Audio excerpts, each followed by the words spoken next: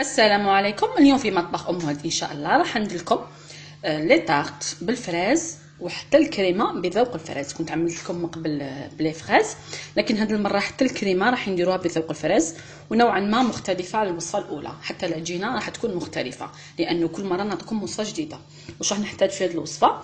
راح نحتاج 125 غرام تاع لا مارغرين طريه، يعني اللي عندك 250 غرام قسميها على 2، وإلا عندك 500 غرام قسميها على 4، هكذا باش تعرفي الحساب.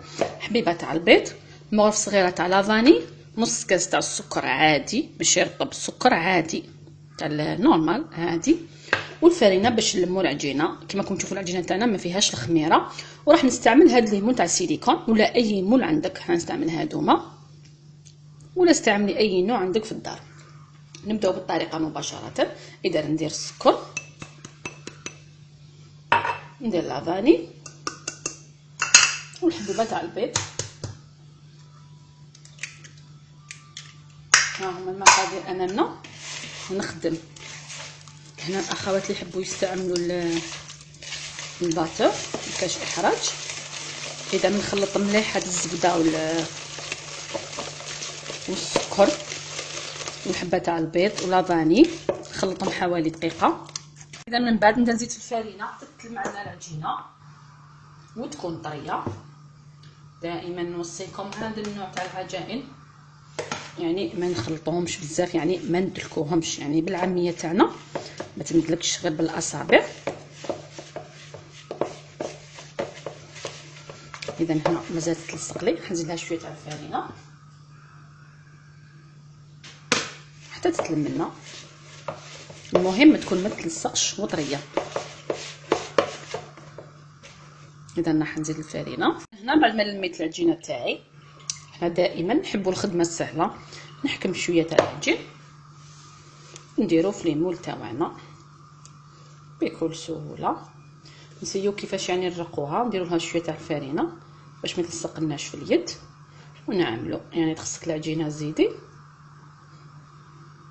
كما نقول لك، حنا العمليه سهله. يعني هنا ماشي شرط تفتحي بالحلال ولا لا، غير بيدك نخدموهم بهذه الطريقه. وتاع السيليكون راح تجينا الخدمه فيها سهله، حتى كي يطيبوا يعني نحوهم بكل سهوله. اذا نخدمهم مليح، نعمر كامل ليمون تاعنا، يعني خذوا راحتكم فيهم. اذا نكملهم ونرجع لكم. اذا هنا راني كملت هادو لي باخكات تاوعي. العجينه اللي بقات لي درتها في ليمون مدورين، يعني كيما عندكم واش عندكم في الدار. واش نديرو؟ لازم نثقبوهم. اذا نثقبهم مليح وندخلهم من الفرن على 170 درجه.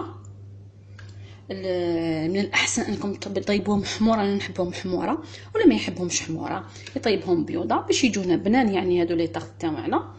اذا ندخلهم يطيبوا ونلتقي فيما بعد ان شاء الله. الان في الكريمه واش راح نحتاجو؟ راح نحتاجو نص ريتله تاع الحليب، 4 مغارف كبار تاع السكر، 2 مغارف كبار تاع لا مايزينا، بيضه، مغرف صغيره تاع لافاني، وهنا عندي لاغوم تاع الفراز. حبيت نفهمكم على هذا لاغوم يعني كيفاش نشريه. يتباع عند اللي يبيع دوزان الحلوى، يعني يعمر لك في القرعه. هو عنده القرعه، يعني تجي قرعه كبيره تاع الريتله ويعمر لك الذوق اللي حبيتي. يعني تصيبي كامل عنده الاذواق، فيه الملون وفيه المنكه. هنا باش تفهموا مليح وشنو هذا ليكستري ولا لاغوم تاع الفراز ولا اي يعني اي اغوم حبيتوه راح تصيبوه عند اللي يبيع دوزان الحلوى. واش ندير؟ اول شيء نبدا به نحكم انفوي.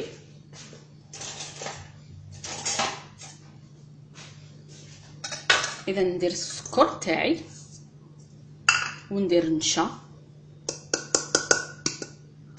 لافاني تاعنا، وندير حبيبه تاع البيض. اذا ندير كميه قليله فقط تاع الحليب ونخلط هاد المقادير مع بعض حتى ينسجموا.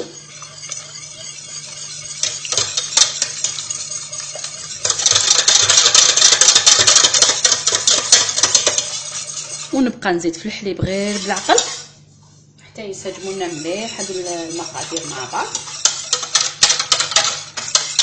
باش ما يبقاوناش هذوك المرصوات تاع البيض والمايزينا حتى هي تذوب مع السكر.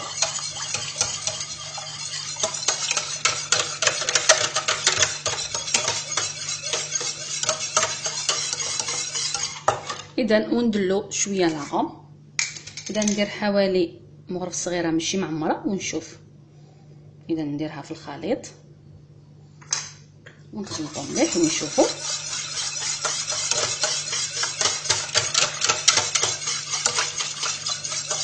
اذا هذا يعني راهي مليحه هذا اللون هذا، حتى ريحته ما شاء الله روعه، ريحه الفراز يعني راهي تعبق في الكوزينه. اذا الان غنحطها فوق نار قليله ونبقى نخلط غير بالعقل.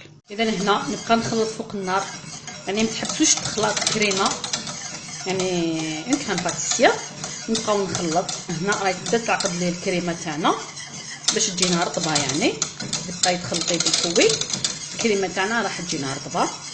اذا ها هي بدات تعقد لنا، فوالا شوفوا.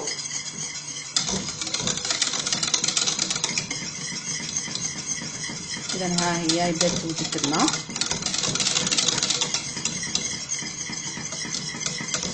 اذا ها هي عقدت الكريمه تاعنا، غير تبدا تعقد نطفي عليها. اذا نطفي عليها وندير لها مغرف كبيره تاع لا مارغرين طريه، ونبقى نخلط حتى تذوب هذيك المارغرين كامل. اذا نبقى نخلط حتى تذوب لنا لا مارغرين. انا مع بعد ما بردت نفرغها في طبسي. اذا نفرغوها كامله وهي سخونه، نديروها في الطبسي كما انا نشوفوا بهذه الطريقه، يعني نهبطوا كامل الكريمه تاعنا، ما نخلوش الكريمه. من بعد واش ندير؟ نحكم بابي فيلم ولا كليف ولا واش عندك. اذا نحكم بابي ونديرو يعني يلامس السطح تاع الكريمه تاعنا بهذه الطريقه، باش الكريمه تاعنا ما تكونش هذيك لاكروت هذيك اللي حنا ما نحبوهاش، باش تجينا الكريمه تاعنا رطبه. اذا بهذه الطريقه نحطوها ونخلوها تتبرد تماما، نديرها في الثلاجه، يعني تولي دافيه نديرها في الثلاجه حتى تبرد مليح باش نزينوا بها الطرطات تاعنا. اذا هنا ها هما لي طاس تاعي كيفاش طيبتهم. كما قلت لكم طيبوهم شويه حموره، شوفوا كيفاش طابوا لنا. هادو تاع السيليكون خليهم حتى يبردوا تماما، يعني تنحاو بكل سهوله ماشي حنا نلصقوا كامل. ها هي الكريمه تاعنا هنا بعد ما بردت. وهنا عندي كميه تاع لاجولي سخنتها. هنا هذه لاجولي صنع منزلي، كنت سبق وخدمتها معاكم. اذا هنا واش ندير؟ نحكم هذه الكريمه تاعي اللي بردت، نعاود نخدمها بالباتور باش تولينا يعني طريه وخفيفه.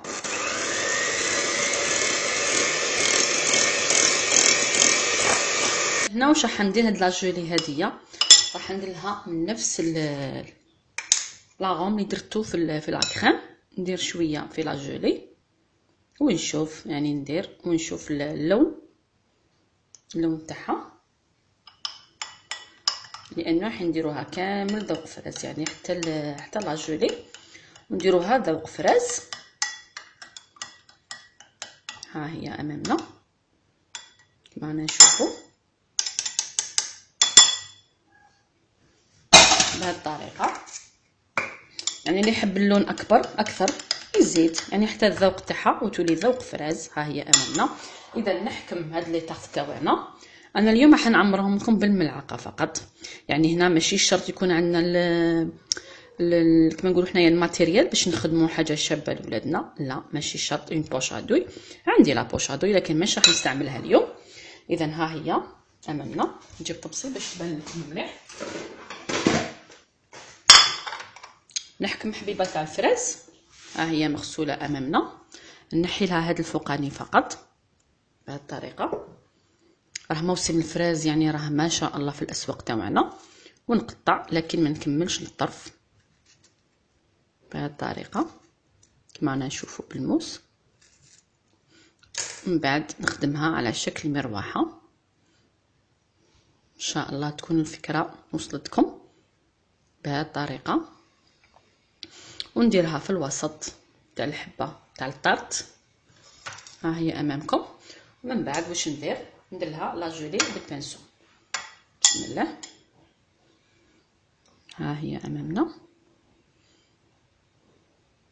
هكذا باش نحافظوا على اللون تاع الفاكهه تاعنا، ما تنشفناش وتزيد لنا طعم الفاكهه تاعنا بهذه الطريقه.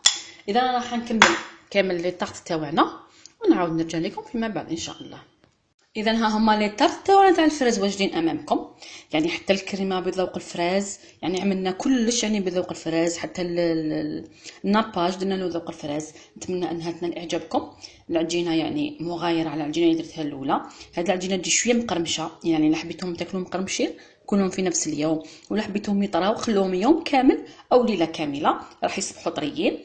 وان شاء الله تنال اعجابكم هذه الوصفه.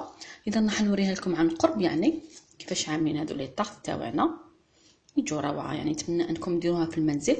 والملاحظه فقط 125 غرام مارغرين ونص لتر تاع الحليب، دارت لنا حوالي 20 حبه تاع لي طاغط، يعني ما شاء الله كميه لا باس بها. اذا الى عجبتكم الوصفه تاع اليوم، ما عليكم غير ديروا جيم لا فيديو، تشاركوا في القناه حتى يصلكم الجديد، والى الملتقى ان شاء الله مع وصفه جديده، والى اللقاء.